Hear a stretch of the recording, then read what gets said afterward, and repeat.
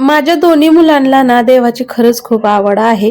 ट्युशनहून आल्यानंतर हातपाय तोंड धुवून समर्थ देवाला दिवा अगरबत्ती करत होता आणि भाकरी बनवत होते मी आणि माझ्याकडून पीठ झालं पातळ. मग त्याच्यात कोरडं पीठ टाकून मी 2-3 भाकरी बनवल्या. आम्हाला जेवायचं आहे आणि माझ्या नणंदबाईने हरभऱ्याची भाजी पाठवली आहे काल. तर तेच हरभऱ्याची भाजी सुद्धा मला बनवायची आहे. अगोदर 2-3 भाकरी बनवून घेतल्या. समर्थने देवाचं सगळं आवरून घेतलं, नमस्कार करून घेतला आणि बघा ना त्यांनी 2 वाती एकदाच लावलेल्या होत्या अलग अलग.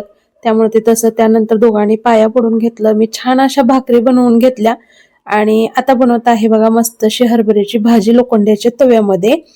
तर लसूण टाकला, हिरवी मिरची चिरून टाकली, एकच टाकली मुलं सुद्धा खाणार आहेत म्हणून, आणि हरभऱ्याची भाजी टाकली आणि त्यावरून चवीनुसार मीठ टाकलं.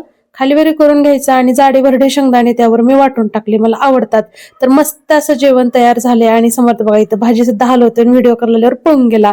तर या जेवायला तुम्ही सुद्धा